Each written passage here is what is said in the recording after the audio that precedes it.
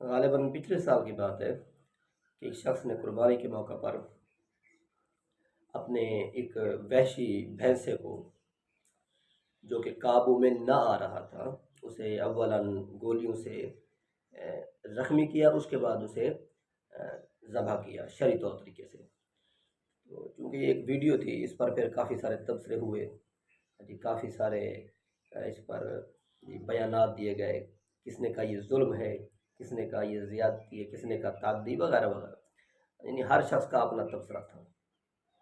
بلکہ کسی نے تو ایسا کرنے والے فاعل کو یہودی و عیسائی اور ہندو ایجنٹ تک کہہ دیا کہ یہ اسلام کو بدنام کر رہا ہے۔ تو اس حوالے سے شرعی نقطہ نظر کیا ہے، ہم نے پچھلے سال بھی جمعہ کے خطبہ کے موقع پر عرض کیا تھا، آج بھی ہم بصورت ویڈیو اس مسئلے کو واضح کرنا چاہتے ہیں۔ تو یہ ذہن نشین رہے کہ اولاً تو یہ اعتراض وہ لوگ کرتے ہیں جو فکری اور انقلابی طور پر بالکل بھی ناکارہ لوگ ہیں، جنہیں برما میں بہت کچھ ہوتا رہا، فکر نہ تھی، کشمیر میں آج تک بہت کچھ ہو رہا ہے، یہ فکر نہیں ہے، فلسطین لٹ رہا ہے بلکہ لٹ گیا ہے، انہیں بالکل بھی فکر نہیں ہے۔ لیکن یہاں اونٹ کی کونچ کٹ جائے ہنگامہ کھڑا، ایسے ہی بھینسے کو گولی مار دی جائے ہنگامہ کھڑا، بلی مر جائے ہنگامہ کھڑا۔ تو اولاً یہ اعتراض وہ لوگ کرتے ہیں جو فکری اور انقلابی طور پر پہلے سے ہی کمزور ہیں۔ جہاں تک اخلاقیات کا تعلق ہے تو وہ بھی مکمل طور پر ہمارے اندر معدوم، مکمل طور پر ہم کسی بھی لحاظ سے کامل طور پر خود کو مسلمان نہیں کہہ سکتے، ہر لحاظ سے ہم کمزور ہیں، خصوصاً طور پر فکری اور انقلابی طور پر۔ تو اولاً اعتراض وہ لوگ کرتے ہیں جو خود فکری لحاظ سے کمزور ہے، اخلاقی لحاظ سے کمزور ہے۔ ثانیاً جہاں تک تعلق ہے شرع کا، تو یہ ذہن نشین کر لیں کہ مطلقاً التقیید نہیں، مطلقاً بخاری اور مسلم کے اندر موجود ہے کہ کسی جانور کو نشانہ مت بناؤ، کسی بھی ذی روح کو نشانہ مت بناؤ، منع کیا گیا ہے۔ بلکہ بخاری اور مسلم کے اندر واضح طور پر موجود ہے کہ محبوب علیہ السلام نے لعنت کی ہے کسی بھی ذی روح کو نشانہ باندھنے والے پر۔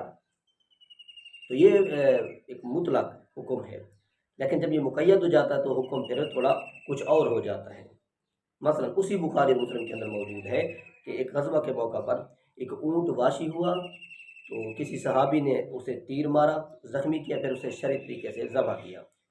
تو محبوب علیہ السلام تک جب یہ خبر پہنچی تو پھر محبوب علیہ السلام نے فرمایا کہ اگر جانور اس طرح ہو جائے، مطلقاً تو لعنت ہے کہ نشانہ نہ باندھو، ذبح کرنا تو ذبح کرو، لیکن اگر جانور اس طرح وحشی پن پر اتر آئے، تمہارے قابو میں نہ آئے، تو تم اسے نشانہ باندھ سکتے ہو، اسے زخمی کر سکتے ہو۔ اس وقت تیر تھے تو تیر کے ذریعے سے زخمی کیا گیا، آج پستول ہے، بندوق ہے، تو ان اشیاء کے ذریعے زخمی کیا جا سکتا ہے۔ اگر وحشی ہو جائے تو پھر اس کے بعد اسے آپ کیا کر دیں، شرعی طور طریقے سے ذبح کر دیں۔ تو شریعت کے اندر اس کا حکم مکمل طور پر موجود ہے کہ اگر جانور وحشی ہو جائے تو اسے آپ زخمی کر سکتے ہیں۔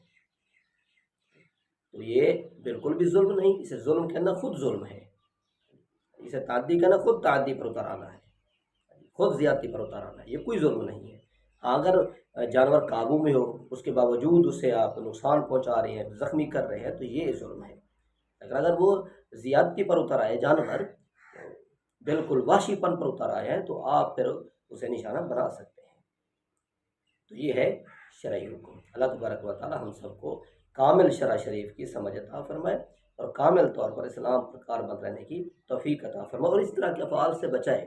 آپ بھی یہ ضرور ذہن نشین کر لیں کہ کوئی بھی اگر اس طرح کا مسئلہ ہو جائے تو آپ قریبی کسی عالم سے پوچھیں، اپنی رائے نہ دینا شروع کر دیں کہ میں یہ کہتا ہوں، میں یہ کہتا ہوں، میں یہ کہتا ہوں، میری یہ سوچ ہے، میری یہ فکر ہے۔ ابھی تو ہوتا کون ہے اپنی فکر پیش کرنے والا، اپنی سوچ پیش کرنے والا، جب تجھے پتہ ہی نہیں ہے؟ تو اس طرح کے معاملات میں علماء سے، مفتیان کرام سے پوچھنا چاہیے کہ یار اس طرح کا فعل کسی صاحب سے سر زد ہوا ہے تو اس کی شرعی حقیقت کیا ہے، تب جا کر ہمیں کوئی کمنٹ کرنا چاہیے یا کوئی اپنی رائے دینی چاہیے، تب جا کر ہم کوئی رائے قائم کریں۔ اولاً ہم کون ہوتے رائے قائم کرنے والے ہیں؟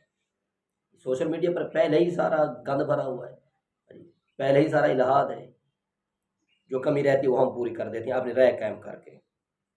اللہ تبارک و تعالی ہم سب کو کامل شریعت سمجھنے کی توفیق عطا فرمائے، اس کے بعد پھر رائے قائم کرنے کی توفیق عطا فرمائے۔ وآخر دعوانا الحمدللہ رب العالمین۔